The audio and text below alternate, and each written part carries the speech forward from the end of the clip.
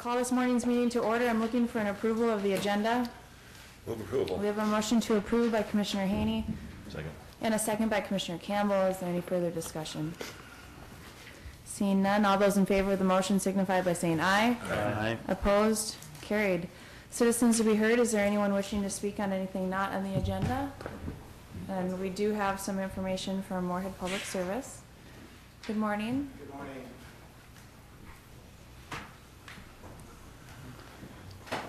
Please state your name for the record. Sure. My name is Chris Knutson. I'm with Moorhead Public Service. I'm the Water Division Manager for Moorhead Public Service, and today I have Aaron Larsgaard with me as well. Good morning. My name is Erin Larsgaard. I'm an attorney at Wool Johnson PC here on behalf of Moorhead Public Service. Good morning.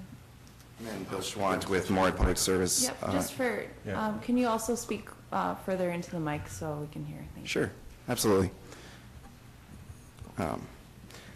So this morning we're here, thanks for the opportunity to speak with respect to the Buffalo Aquifer. As you know, Moorhead Public Service serves about 46,000 people in Clay County with drinking water.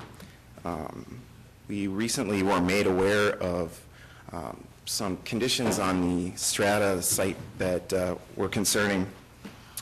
The Strata site, I'll just give you a brief kind of overview of the site.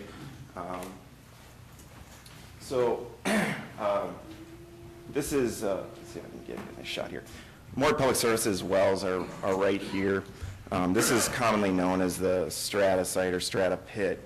And our concern is with respect to some of the construction activities happening at the Strata pit. So our wells are about 1 mile away from the Strata pit, and they're in our what's called our drinking water supply management area for that pit. One of the concerns we have is that they are dumping both aggregate mixed with clay and concrete mixed with clay at the site. We're concerned about possible contamination of the aquifer at that site. And with the proximity to our wells, we're pretty concerned about what's going on. So that's kind of the overall concern that we have with respect to the activities going on at the site. We feel that the activities that they're currently conducting are not covered by an existing CUP. We're aware that this issue would probably best be brought in front of the Planning Commission. However, today we just wanted to really bring it to your attention as quite a bit of construction activity has been happening. That construction activity is a result of a couple of big projects in town that you may be familiar with. One of the projects is the Block 9 project in downtown Fargo. It appears that they're taking material from that Block 9 project and storing it on the site. The other large project that's going on in town is the 2020 First Street project. And it's our understanding that they're planning to bring quite a bit of materials from that site, quite a bit of the excavation materials from that site to the Strata storage site. So our concern is mainly that they're not following the conditions of their existing conditional use permit, and that some of those materials may have some type of contamination which could ultimately infiltrate the aquifer here. Because the aquifer is actually at the surface here, it's unconfined. This is aquifer water in that pit. Basically, any contamination could travel very easily to our wells because our wells, the water surface at our wells is only about 30 to 40 feet deep there. So we're pretty concerned about potential contamination entering our wells as a result of the activities ongoing at the Strata site. That's basically our concern. We wanted to bring it to your attention in advance of the Planning Commission meeting. We've met with Strata, and they've been very kind and good to meet with. However, we haven't been able to come to a resolution regarding this issue. So our hope is that we can come to some resolution, and we have some ideas about a possible resolution for what's going on. Commissioner Whalen. So what are your ideas for resolutions? So basically what you're saying is you don't know if the materials are contaminated, and that's what you need to find out before they are put there? That's correct, yep. So Aaron has Yeah, so the things that we'd be looking for would be similar to what's for the Benedict property already. It would be access to the property in the form of an easement or a license so that we can come onto the property, see the activity, also be able to test the material and make sure that it is not contaminated.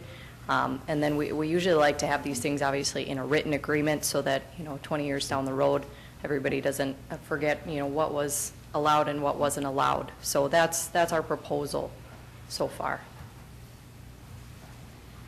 Commissioner Gross. Is this going to be stored here forever, or what's the plan with the storage of this material? And also the second question I've got is, you're talking about contamination, can it be checked for contamination before it's taken out there? It can, we just don't have any assurance or agreement with Strata that it is being tested for contamination or that will continue to be tested for contamination.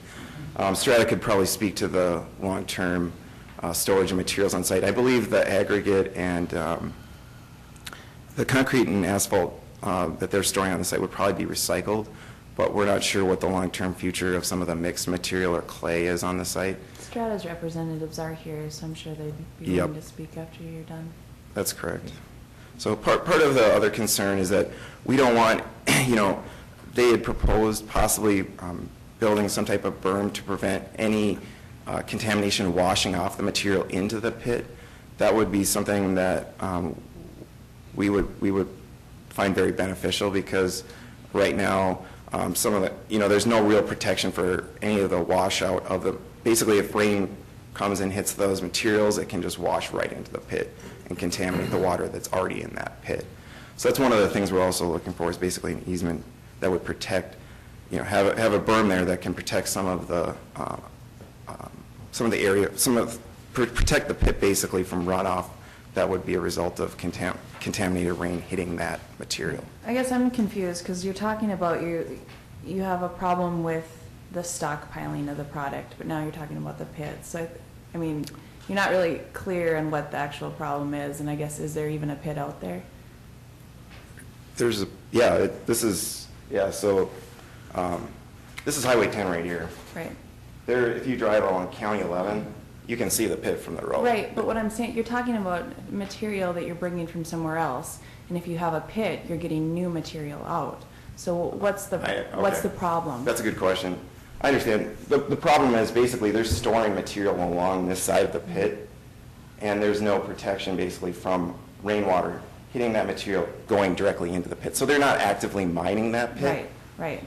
It's the concern is basically contamination as a result of material storage alongside the pit. Okay, thank you. Any other questions?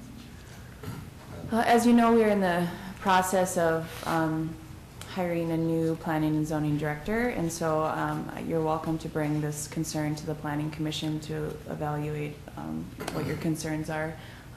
But just know that we're in a staffing transition. We do have a long-term contracted planning and zoning person in that, but we're in transition. Right, and I have spoken with Ben, I believe it's Ben Olson, I believe is his name, regarding the concern. And it's a little bit of, it seems like it's tough for him to deal with this issue right now because you guys are in transition. That's my perception.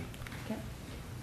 But what we'd like to see is either an agreement with Strata, or we'd like to see them stop bringing so much materials in there. We have no real assurance of we don't know what's coming onto the site. And we don't feel that it's congruent with their CUP. I'm sure I would still like to hear from Strata on the long-term plans for the material. So I know that this is probably going to have to go to the Planning Commission, but I still would like to hear, if I could, from Strata on the long-term. Then after that, I would probably have a couple of comments. But if you would care to. Are you pursuing easements with all the property owners along the Buffalo Aquifer? No, the Benedict pit is a unique situation. We're mostly concerned about the pits where mining has occurred or is occurring. Mm-hmm. So, in the case of the Benedict pit, we just wanted an easement for a berm that protects, again, from surface water runoff going directly into the pit and contaminating the aquifer water contained in the pit. So that's why we have an easement agreement with the Benedict Pit representatives, and it's been a very positive relationship, I think, for both parties. The berm was done in that case, wasn't it? It was. It was constructed, and we have an easement on that berm. Okay, Commissioner Gross. I have one more question. When this contract for the 21st Street underpass was made, was there any stipulation in there what was supposed to be done with the excess dirt, or was there nothing in the agreement where the dirt's supposed to go? So in that contract, basically the contract is between the contractor for the project and the city of Moorhead. In that contract, it specifies two different types of materials: contaminated material and just basically standard removal material. The contaminated material is supposed to go to a special site, but we don't have any assurance with respect to if the material, MPS doesn't have any assurance what material, either contaminated or not contaminated, is going out to that site. And then if they're getting material from other projects, we have no idea or access to the construction agreements associated with those projects. So we don't know what's coming out of the site is really what the gist of the matter is. I have a question. You attached a planning CUP from 1996, and in that, number 2 is the development of an MPCA, Industrial Stormwater Runoff Management Plan. Do you feel that this was not done? I'm not sure if the 96 one is still active. Yeah. Okay. It's still active. So that one's still active, so we would assume it would have been done. I don't think we have any indication that it hasn't been, no. Okay, but you had commented on MPCA, and it seems as though, in order to have a permit, that they would have to cooperate with any MPCA regulations. Yeah, I'm not privy to Okay. what they've done with MPC or Okay. haven't done. All right, we can ask the company. Any other questions for Moorhead Public Service? If not, thank you for coming Thanks. forward, and we'll probably see this next Tuesday. Yeah. Thank you. Thank you for the opportunity. Yep. Is there anyone else wishing to speak on anything?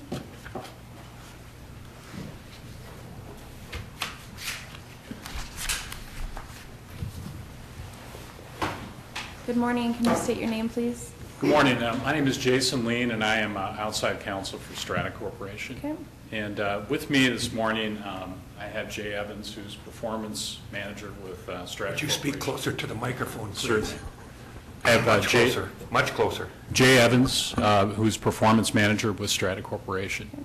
In addition, we also have Dave Son, who's the sales manager for the Fargo-Moorhead area, and Jeff Rader, who's the area manager for Strata Corporation. So briefly, what I'd like to do, Commissioners, is just tell you a little bit about Strata's position here on this issue. We were informed of this meeting yesterday and saw a copy of the letter, so we haven't had an opportunity to submit a response yet. But briefly, what the response is that Strata is in full compliance with the CUPs that exist on the site, that have been in operation for over 20 years. That includes storing material on the property, operating an asphalt plant, a ready-mix concrete plant. This has been going on for over 20 years. The project at issue is a city-owned project. Strata, as you may know, is in the business of processing aggregate. It also has a transportation division and a heavy construction division. And the project at issue is a project in which there is extensive testing of the soil that's being done. There is basically two types of soil on that project. There's contaminated soil and then non-contaminated soil. The contaminated soil is being stored off-site on property owned by the city. It's set up on a different site. It's not Strata's location. The only material that's going on Strata's property is soil which has been tested already by the city and its testing agency, who's either, I believe it's Braun Intertech, that's been retained either by the city or the contractor. It's been completely tested, and so the only soil that's going on Strata's property is not contaminated. And what Strata's using that soil for that's at issue is to improve its property on the northern end. There's a township road that runs adjacent to the property. And so over the years, that township road has degraded and has been basically impacting the Strata property. And so what Strata is doing is simply improving that township road, and it's for basically the public safety and also to protect Strata's own property. In addition, what Strata has done is taken native soil on the property and already built a berm that protects essentially where that soil is being transported and improved on the property and the pit where the water is. So there is already a berm there on the northern part of the property. There's also a berm, and I don't have the map with me, but there's also a berm that's already been constructed alongside the other portion of the property. So in addition to transporting that material on for improvement, Strata also anticipates it may have to stockpile some of that property or that soil as well. Again, this is fully within its CUP that it's had for over 20 years. And it also has a lease that expressly provides that it's able to stockpile not only material that it takes out of that it mines out of the property, but also that it brings onto the property. It can process that material. So Strata is very conscious about environmental issues. It would no way allow contaminated material from this project onto its property. The only material that's being brought is not contaminated. Strata has met with MPS on a few occasions already to try to resolve this issue. It has essentially agreed to all of the things in which MPS would like in terms of providing access, reasonable access to inspect this area in question. The sticking point is an easement. Essentially, they want an easement. We have safety concerns with that. We also don't own the property, so we don't believe the owner would permit it either. So the sticking point really is an easement, which we don't think is necessary to address the current concerns by MPS. So we're more than willing to sit down, and hopefully we can do that after today's hearing, to sit down with MPS and work out an agreement, because I think that we can work it out, and we'll certainly do that. Questions?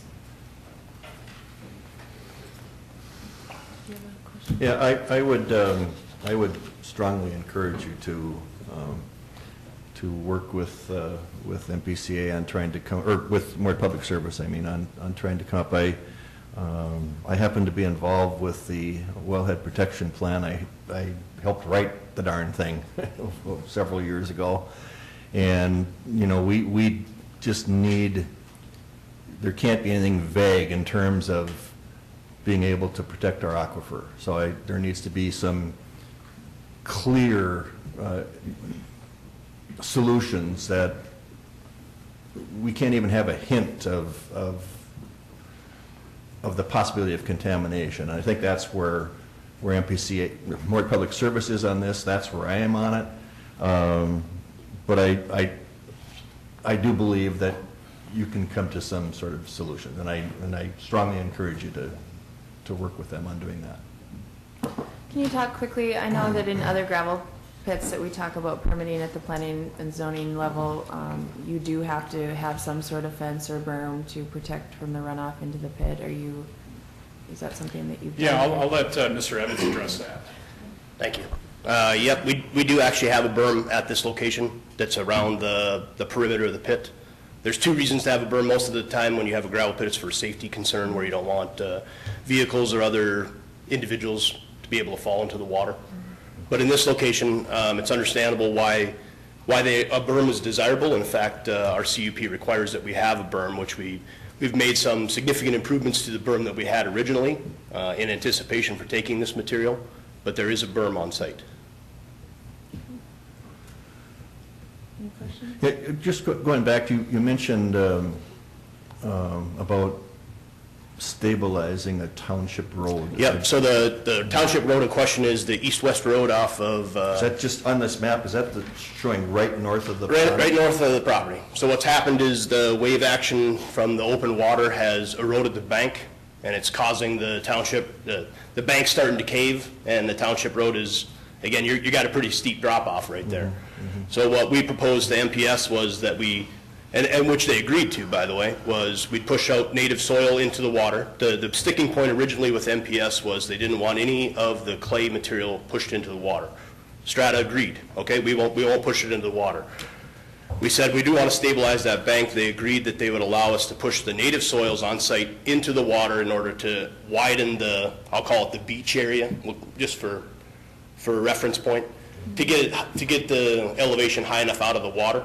So once we push the native soils into the water there, then we've created an area that we can then backfill into a bank with a manageable slope for traffic that's on the township road as well as anything else. Is that work that you're doing in a township right away? It's on, the work that we're actually doing is on our property outside of the township right away. The ditch actually hasn't caved away. It's like right at the fence. So if you looked at the township right away, we're going to have to push material up against our bank, but eventually we'll have to work with the township to finish the top ditch portion, but we're not in the right-of-way per se. That was my key, is if you're, be careful there that Understood. you can't be building a public road with a private business. No, and we've talked to the township. They're aware of what we're doing, and they're very supportive of that. Very good. Sounds like this shouldn't be that hard of an issue to resolve. It sounds like everybody's in agreement. The most important thing is to protect the aquifer and to keep the contaminants out of there, so hopefully you can get it resolved fairly quick. No, and the only comment I've got is to reiterate one more time is I think everybody's in agreement with the terms.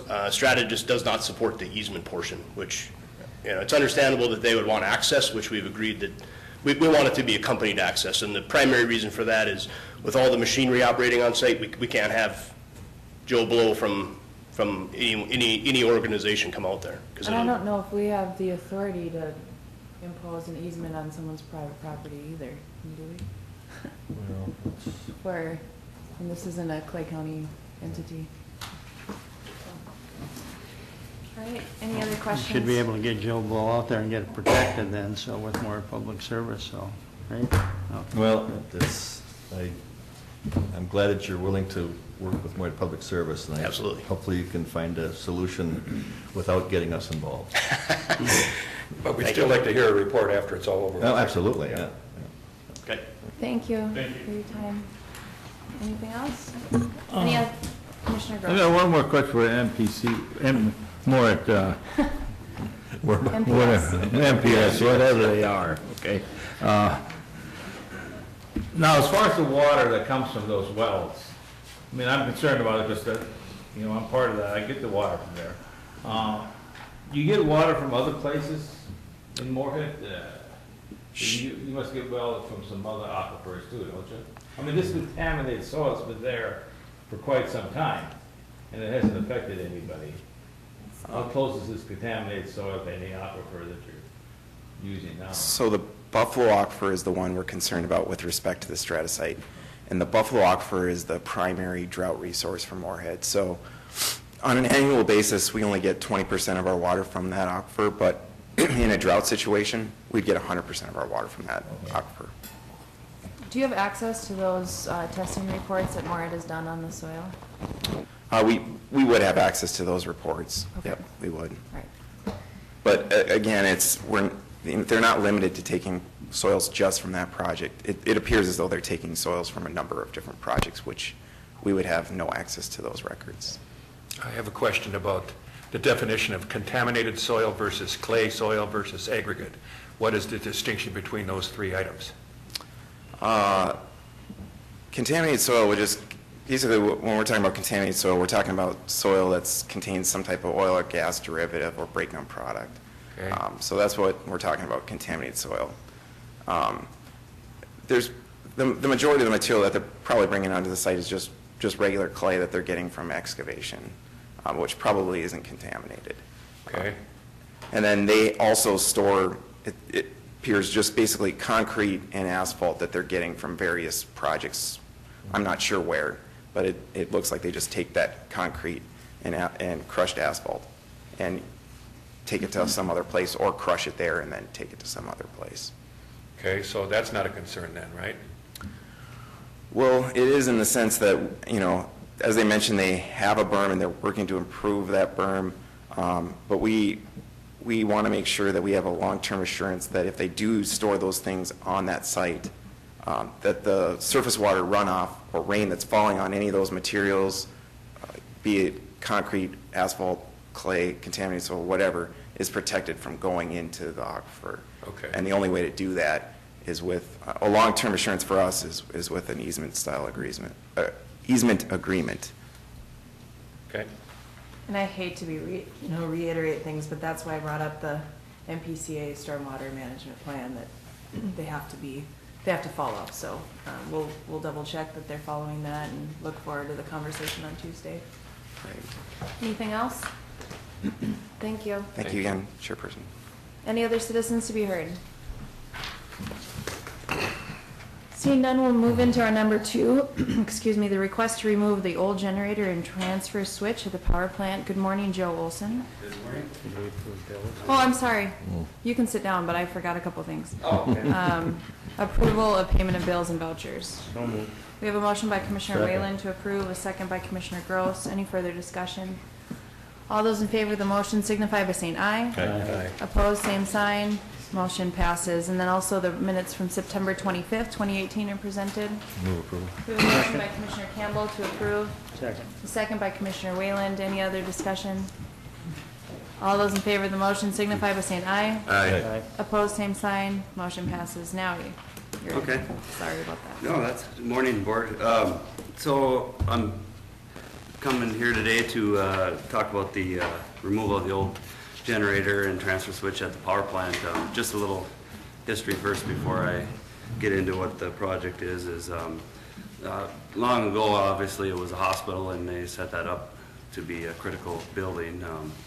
And what we did is we 3-4 years ago, we started seeing concerns with the transfer switch itself at the power plant, and that's a pretty large ticket item, a couple $100,000 just for that. And so we started looking at that, and that was our biggest concern. And then, of course, the generator itself is aged now, and we had an issue this summer where we had a fire on the roof because of the exhaust unit kind of got a hole in it, and found out that it'd be about $10,000 to fix.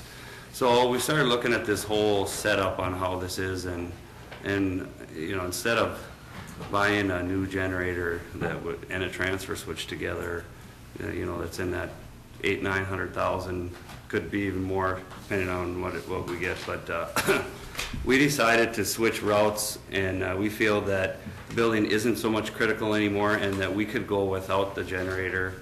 And with this project, we're proposing to wire in some what's called cam locks, big plug-ins, that we can have the ability to run a generator in a emergency type situation. And why I'm confident and comfortable with moving this direction is we ran a utility loop through campus.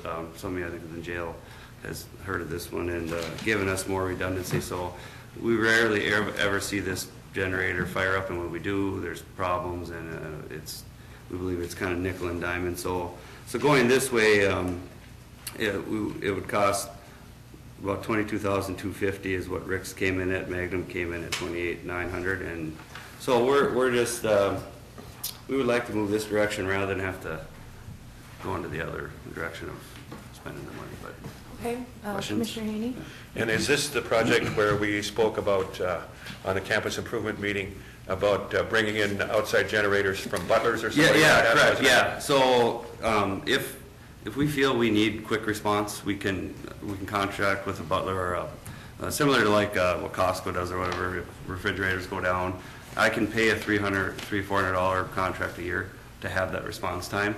And then so they're here within an hour, and so in the event that does happen, we can also plan for shutdowns that we need. We just rent a generator. Currently, right now, I think we spend $2,500 just for a contract to take care of this per year. So And then every time it fires up, we're in that 4,000 or 5,000 maintenance wise per year too. So I feel that just having it go away, all that cost goes away with that too. So yes, we do have that ability to quickly do this. If we do lose power on transfer with that new loop, then it back feeds, so the very minimal chance that we lose power for a long, more than a few minutes, so. Okay. Commissioner Campbell. Joe, it sounds to me that this, and so this is for, this generator protects what building now? Well, right now, currently, it protects the power plant and the family service center and a little bit of the juvenile. And that's another good reason why we feel comfortable, because juvenile's getting their own generator now. That's fully gonna do the whole building. Right now, it just does a little bit of the building to keep the operations going. So with that switch over, we felt we're comfortable that way. And then, so when you talk about bringing outside generators in, I'm assuming you're doing what some property owners have done with their houses, Yep. where they have the ability to plug Plug it in. in, yep. So then the only other issue then would be our electrical, then there'd be a switch or something, so Yep. there'd be no backfeed? Yep, no, if we lose power where we feel it's not, if we have to do that, it's just a switch. It's just a kind of a switch, yeah. Just like what people would do in a home? Yeah, absolutely. Is just on a larger Bigger scale. Yep, larger scale, and yeah. So the only critical portion is detox and family service center, and we've looked into that, and we actually got a battery backup for the locks and everything, and emergency lights.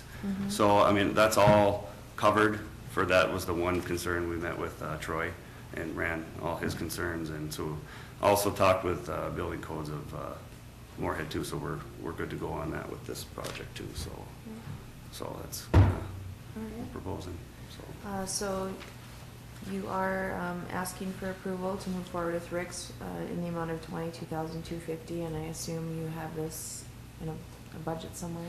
Yes, we're taking it out of Fund 19. Okay. So, and I think we're at that, I haven't checked last time, but I think we're at that 265,000 still, so we're. Move for approval. We have a motion by Commissioner Haney to approve, Second. and a second by Commissioner Campbell. Further discussion. Commissioner Gross, do you have a question? Okay. Anything else? All those in favor of the motion signify by saying aye. Aye. Opposed, same sign. Passes. Thank you very much, Joe. Thank you, Board. Item number 3 is the update on construction engineers GMP with change order number 16. Stephen Larson. Morning, Madam Chair, Commissioners. As you mentioned, you have the change order 16 before you. All these items have been through committee. They've been researched by Klein McCarthy as far as cost perspective and in the approval move forward. I won't go through every one unless you're interested. There are a couple I do want to highlight. PR 50 is your most significant cost there, just over $30,000. During the inspection, it was realized that in the electrical room, 1183, there was no cooling that went into that area, and so they had to revent the HVAC through that. They also noticed that they missed the security mesh in that area, and so that room had to be back in compliance prior to the opening of the jail. And that were two pretty significant costs together that came to right around $30,000. A number of the other issues are based on codes, different lighting issues. There's the ability to also, in an HVAC emergency situation, if a train were to derail and there would be some different issues, it allows the jail to hit a button rather than run throughout the facility and shut different things down. And so that was an addition. Are there any specific questions? Commissioner Gross. Yeah, I hate to be very picky on this thing here, but It's a big project. It's okay to be picky. that's CP 17, paint, sealing, and salt mechanical room. I would just think that painting was part of the project, isn't it? I mean, like I said, I don't want to be picky on the painting. No, everything is, they bid out everything to specific standards, and if in the event that was missed in there and what they agreed to do, that's why we're here with that example. And if I can add, Commissioner Gross, some of the other changes that we make have been something that has been found to maybe needs to be adjusted based on an additional DOC recommendation.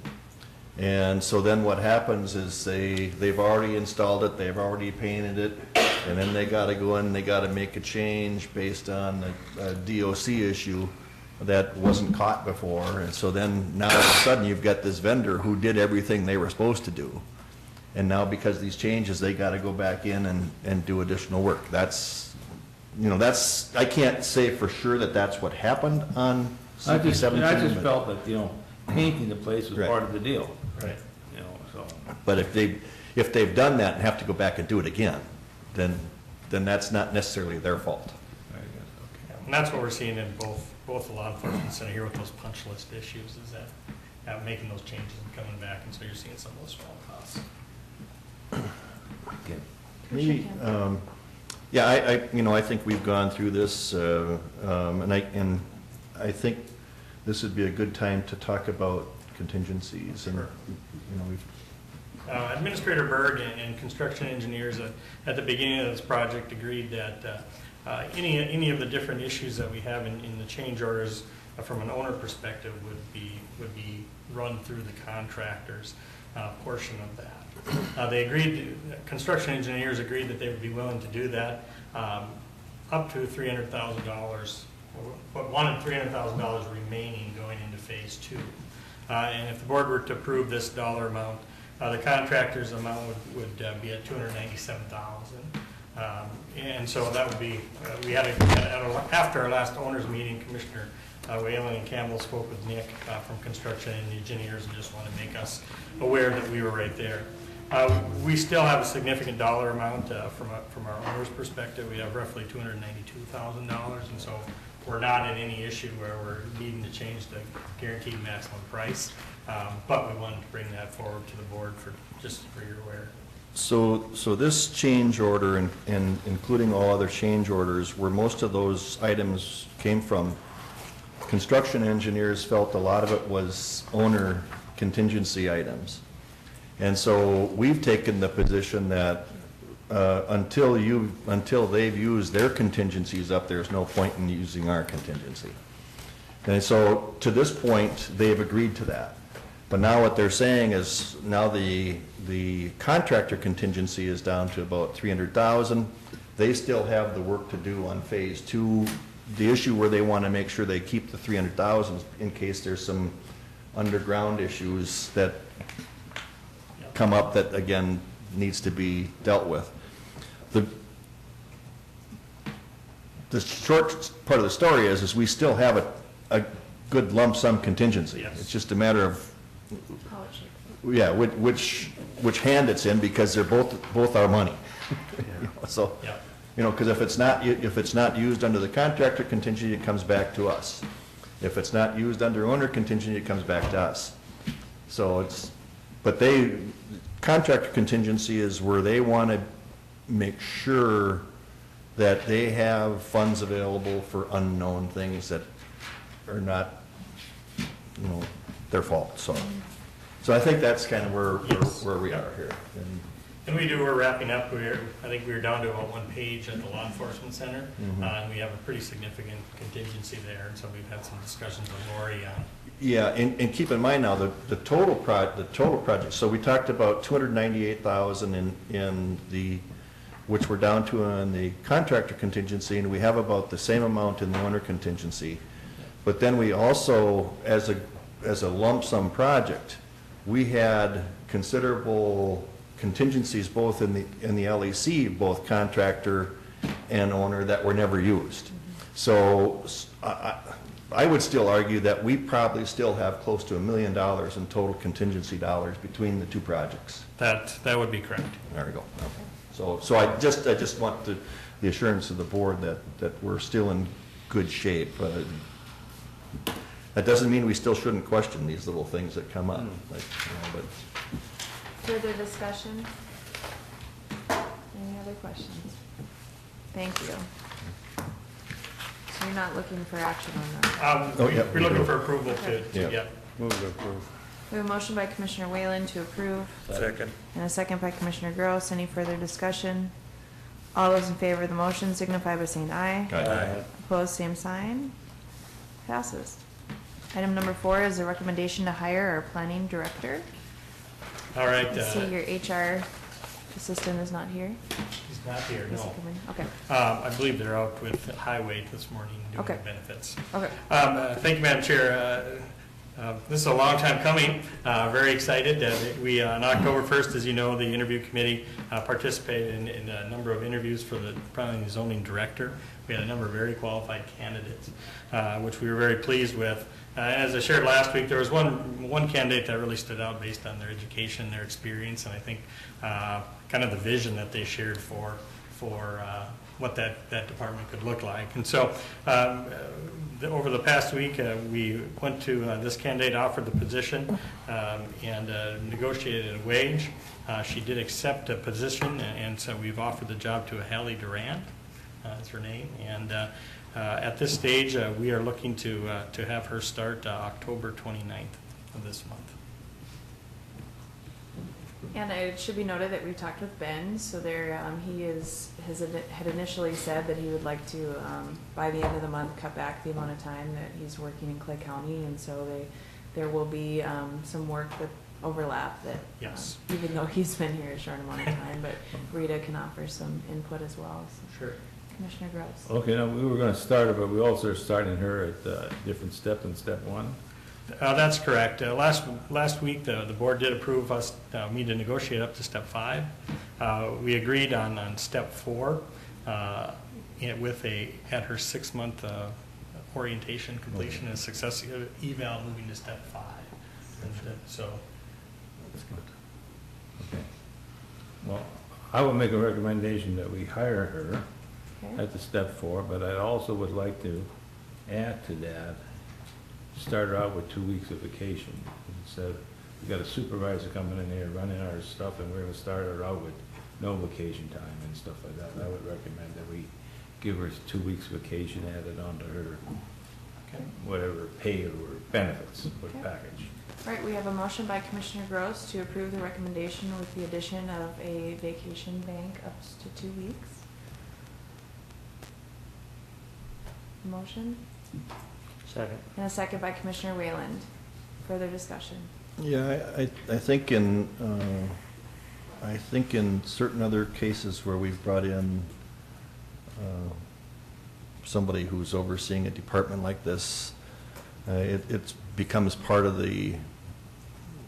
it's almost a necessity in order to get them that we do what you talked about there, Frank, and A lot of times when we promote from in, they bring their vacation, I mean, they keep their they vacation. keep their vacation time. This is a new person coming in, and he's a supervisor of planning, and I just feel we, A department head, really. you know, Right. the department, excuse me, it's just, I think we owe it. I think they deserve a vacation. I'll just make a comment. Frank and I were on that, Commissioner Gross and I were on the interview panel, and she was by far something that we've really looked for and kind of hoped for, and so I'm really excited about that. I've also worked a lot with her. She's worked a lot in the Fargo-Moorhead area, is very astute to what projects are going on, and I think that will really be a benefit to us as well, and I'm very excited to welcome her. So, any other comments? We have a motion and a second. All those in favor of the motion signify by saying aye. Aye. Opposed, same sign. Passes.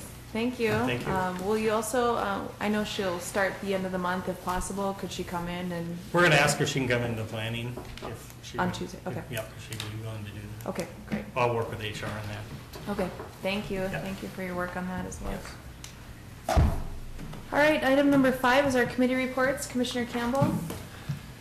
Yes, last Tuesday, we had a highway tracking meeting, and once again, we talked about a reorganization of the chart for that department. I don't know when that's going to be ready to... I think we determined, Commissioner Campbell, where we're going to bring that to pick. Oh, yes, that's right, yeah. So you are correct. So we went through the first phase, and the Highway Tracking Committee did recommend that it go to PIC. And, you know, we've got, it boils down to is that, you know, there's a position, a new position being created, but it's being created and we're also then eliminating a couple of part-time positions that, and then the balance of it, Mr. Orbo believes he can incorporate within his budget. And the last three maintenance supervisors we've had have all said that this is something that is needed, that needs to be done. Part of the reason why this most recent one left that position was because it was too much, and it's kind of what we hear in some other areas where it's too much for them. So anyway, that'll go to pick. And then we, again, there's a reminder that there's a major highway workshop on October 31st here in Moorhead. The time and location, we'll get that for you later. Then there was some discussion. There's a bridge up on the Red River right at Georgetown that is in need of some work, and the estimated construction cost on that would be $5 million, and they're looking at $80 million of it coming from federal funds, and there'd be a local match between. Just a second, you said it was 5 million and then there was 80 million federal? Oh, 80%. Okay. Oh, did I say 80 million? Yeah. Oh, I'm sorry. 80% federal funds. I'm sorry.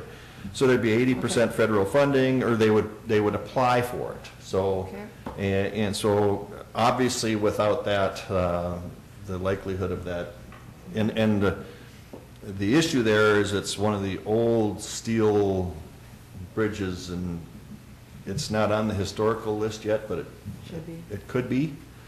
And so, but anyway, so then the construction funding, you know, the 20%, 10% would be done by Cass County and 10% by Clay County, and we'd be looking at Clay County's share could be $625,000, which is an awful lot for that. We have that no place in our system yet.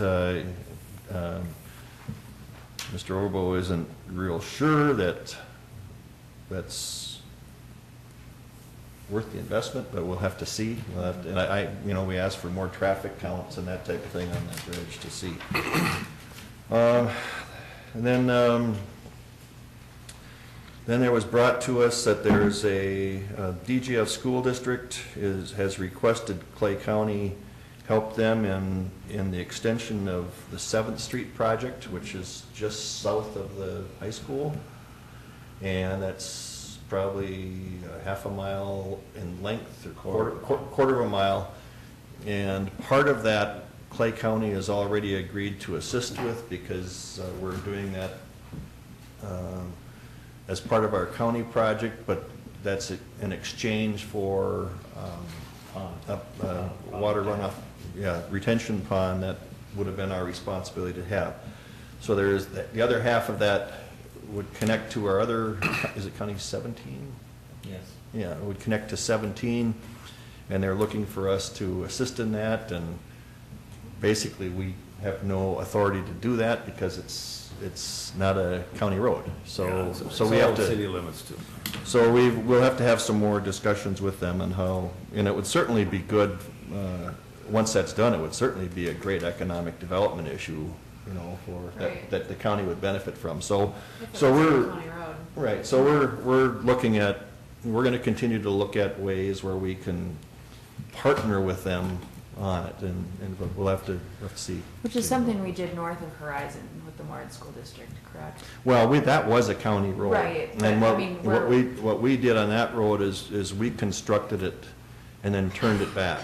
But this one, we don't own the road to begin with, so that's where the difference is. And one of the requirements of a county road's got a leak somewhere and stuff like that. Well, to be on the state aid system, it has to connect to another, So, okay, so that was that meeting, and then we had our Clay County Joint Powers Committee meeting on Thursday morning. And I want to thank Julie Savat for coming there. She really gave a good presentation to the committee on our new correctional facility, and the focus of it, of course, was on the behavioral health unit. And she really gave a good presentation with that. Then we got an update on the 2021 construction project. You know, I think, you know, because that's a good place for that to be done. Right now, of course, the issue is the traffic and the concerns that the high school has there. There's certain areas where they're having trouble getting in and out, and they were promised to have, that South Road there open up enough where they can use the loop in the school. So the good news is they're working together on that. And then we continued our IGR planning, and what we have done is we've agreed to use our same catering service as we did last year. And everybody seemed to like the meatballs. Swedish meatballs. So, and then I'm sorry, do you have a theme for the IGR? Well, it still isn't finalized yet. If you recall, last year it was heavy on the opioid, and because that still is there, we are going to have a portion of that program going back and re-looking at that. Before we recognize the problem, now we want to talk about what are some solutions, and so that's going to be the impact there. And I think maybe we might be looking to our county attorney's office to maybe have a spot on that panel. So we'll be in touch with you on that as well. But so that's right now. That's where we're still focusing on, because it still is a big issue. So that concludes my report. Thank you. Commissioner Haney. Thank you. On Wednesday, October 3rd, I attended the City of Moorhead Planning Commission meeting, and we held a public meeting to hear about new regulations regarding the amount of time portable signs may be displayed within the City of Moorhead. And it was recommended and sent forth to the City Council for further consideration. That's my report. Thank you, Commissioner Haney. Commissioner Gross? I too attended the highway tracking meeting that Commissioner Campbell talked about. The only thing I would add is that that safety meeting that's supposed to be a workshop, it's on your agenda. It's going to be Wednesday, 8:30 to 2. So that's already been scheduled over at the LEC Center in the training room. So other than that, the other meeting I attended was a variance meeting with the Planning Commission, or the Planning Board of Adjustments for the Planning Commission. I attended Wednesday afternoon, where a resident wanted to build, and found out that there was an overlay over there on that property you wanted to build on. I think some butterfly flew over. No, it was a tree area that they had an overlay on, so that they did grant him the variance. That was my two. Okay, thank you. Commissioner Whalen? I had no meetings last week. Thank you. Last week, as part of our AMC policy, environment and natural resources, they're asking for some feedback in regards to farmsteads and solid waste and burning. So I've had a couple back and forths with Jennifer Berkwam from our policy analyst. Last week, I also went to the SWCD to talk with Kevin in regards to the One Watershed, One Plan that we're working with the Buffalo Red watershed, and kind of got his feedback. It appears as though now that the Wild Rice watershed has been approved for theirs, the same process of meetings will be happening on the northern end of the county as well. So Frank and I will be at the watershed a lot in the next couple of months, which is fine. And then I had the MetroCog Executive Committee meeting. We're still, the new director is still working on an org chart, making sure that we have proper use of how we determine what people's jobs are called. And we are going to reclassify, or recommend to the full board for reclassification for one of the employees there as well. Another thing to note, and I know that we have a highway engineer on that technical committee, but there's still a large amount of excess federal dollars that were not spent a couple years ago, and they have to be specifically earmarked for planning. And so as you talk at the highway committee level, we need to find a way to use some of those dollars, and obviously there has to be some sort of local match, but if we can get some federal funds to help with those plans, that would be also appreciated. And because it's beet season, or it was until we got 2 inches of rain, I've been working a lot with neighbors on some concerns with roads. And I really want to thank Eric. He has been responsive, and there was one specifically that the road was terrible. I got a call at 7:30 from someone going to work that said there was about a foot divot in one of the roads, and before noon they had been out there and graded it out. So thank you to Eric and as well Dave for their responsiveness on that. Steve? Thank you, Madam Chair. I participated last Tuesday in the highway tracking. That's been well covered. On Wednesday, we had county management. We've covered a series of issues, but I think one of the issues that we discussed is we have excellent employees here at Clay County, but there are different times where from time to time we have some things that don't go right, and we reminded our department heads to make sure that we take care of, stay on top of those different issues as they arise. That afternoon, I attended the Minnesota County Administrators Conference. During that conference, it was over 2.5 days. We discussed a variety of different things: employee engagement, data retention, specifically to emails. There was proposed legislation last session that really dictated how counties should be looking at emails, whether they're a form of communication or whether they're actual records, and that legislation would kind of set that for us. In talking with Tim Dent, we're in a very good position already if that legislation would come forward again this year and pass. And so we talked about diversity and how to make sure that we're reaching out and retaining employees and also serving our constituents from these different backgrounds. Some of the larger communities or counties that we have are taking a larger social media presence. We have a Facebook page here, but some of what they're finding is the citizens are really utilizing those Facebook pages and making sure that as a county we're responsive to that. And so it was a neat to hear some of the different ideas that some of the counties are utilizing. We also heard from Scott Turner, the Aiken County Sheriff, and we're given an update on the Enbridge pipeline.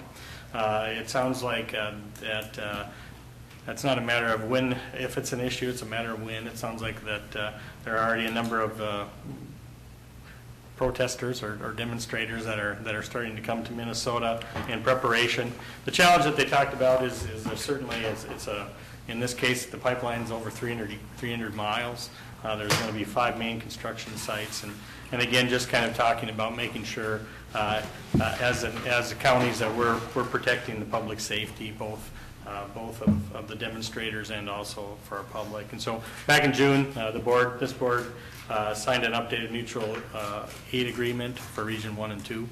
And so Sheriff Turner stated that it would be very likely that they'll be reaching out to area counties for help if things do escalate to a certain point. So on Friday, I met with Darren and Pam Foss, acting attorney, on some issues down in their office.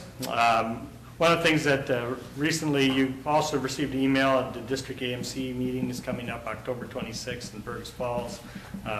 We need to get a head count there for registration. If you know that you can attend, Colleen and I can make sure that gets taken care of. Again, I think some of the focus from AMC's perspective is looking at the top legislative issues that we both addressed at the policy meeting this last month and also at the county administrator level. And they also came out that they're going to be providing a new form. So when it comes to the county updates, they're going to be looking for some more specific things, common themes from all of the counties, and also in hopes of, it sounds like at different times, sometimes those counties can get really long, and so they're looking to shorten that time. And so I don't know if from a scheduling standpoint we can touch base there. I also did receive an email from Dave Overbo on that same day at noon. The Minnesota Transportation Alliance is going to be hosting a public forum at the MCOM Center with the new governor and legislators coming in January. They want to try to get ahead of some of the issues that they'll be looking at, and so legislators, candidates will be coming in for a forum on that day. So Do you have the date? that is the 26th also. And so Dave was aware that we had a district meeting that day, but wanted also, if there's a way that we could have a representative there, he would greatly appreciate Okay. that. You also received an email this week from Nancy Gunderson in addition to the Board of Appeals and Equalization Training. It's an online course. In the past, Commissioner Gross and Commissioner Wayland have participated along with Lori. We're required by statute to have one person successfully pass that at all times. It's encouraged that if all of us would participate, that would be even better. But the people that have participated in the training, that did expire July 1st. And so we are in need of somebody to volunteer, or all of us to volunteer, to complete that training by February 1st. So there's a period of time to get that done. So, And also, based on conversations that we've had at this board with Acting Attorney Foss about the 15th being our deadline for response from the city of Moorhead on our attorney services contract. Yes, we actually, Brian and Aaron and I just talked about that yesterday. I think we're still looking for sending that letter out. We're kind of, I think it maybe, Steve was going to mention this. We wanted to know if you want us just to send that letter out on the 15th or the 16th, or do you want us to bring it in front of the board again? Well, we haven't heard anything from the city. Okay. I don't think we're going They to. don't have a city meeting before then. No. correct. They're not scheduled to meet again Right. until after the 15th. As chair, I would like to sign that, so Okay. whenever you want that If you, to be done, but. yeah. If you'd like, I can draft a letter if you want me to bring it to, put it on the agenda for next week. I don't know if you want it on the agenda for the board meeting or if you. What is the board's wishes on that? I mean, we've already talked about, there's nothing new, we've already talked about it, so. So they haven't had the courtesy to contact you and tell you? I haven't heard anything from anyone from the city. In looking at my schedule, I do have a meeting this week on another matter with the city, and so I don't know if I'll get an update at that point, but no, I haven't heard anything But yet. doesn't the city need board action? I would to do assume that they would anything? need board So, action on the I mean, by contract. nature of them not having a meeting, there won't be an action by the 15th. Correct. So does this board want that letter to come Tuesday, or based on prior discussions, are you comfortable with me signing it and sending it? Yeah, I guess if they don't want to continue, that's fine. We at the small cities meeting, we had that discussion about continuing services for the smaller communities, so I think we need to get something resolved there too fairly quickly if we're going to do that. Sure. So- I did have some conversations with another number of the representatives after, and they indicated that they certainly have been pleased for the most part with the services that we've provided and understand the challenges that may come with the split of the city and the county. So Pam and I have had some conversations on how to move forward with that. Well, I guess I always, I would prefer that we can continue our collaboration. I guess if, like I've mentioned before, we've never been in this to make money, but we've also wanted to make sure that our costs are covered for the contracts that we deal with our small cities and including our large city of Moorhead. And when our department tells us that these are the costs associated with a given entity, then that's what we need to try to contract for. And it's no different than we worked out a contract on a 20-year lease with Moorhead, and it was based on actual shared services and then what they use. So I'm hopeful that they can this can still be worked out, but if not, then there needs to be a letter. Do you want the letter to come here, or do you want to decide? I think that's fine. I think we should move that. Okay, all right. Like I said, I think we've had ample opportunity for this discussion. I think it's been 8 weeks at least, 6 weeks, 8 weeks. So it's unfortunate, but the reality is we have to make plans for the next calendar year. Yep. And the smaller cities have said that they really appreciate the collaboration that they have and how it really helps them out. And so we need to make a plan for them as well, so. All right. And if I could get just one, Yep. so I get some direction. Yep. When we talked about reaching out to the smaller committees, or the smaller cities, we didn't think it was appropriate to do that since they were working under the Moorhead contract. Yep. After that notice is given on the 15th of October, do you want me or Steve then to reach out to those smaller entities to see if they Yeah. want to continue some sort of? Yeah, we should. From the dialogue that we received from them as they were wanting to make something work, if that, if the umbrella of the city dissolved for whatever reason, they were still interested in figuring out how it could work for them. So yes, let's wait until, if we hear from the city before the 15th. If not, we'll contact us. Okay. Anything else? Steve, anything else? Nope. Pam, anything else? All right, thank you. We are adjourned.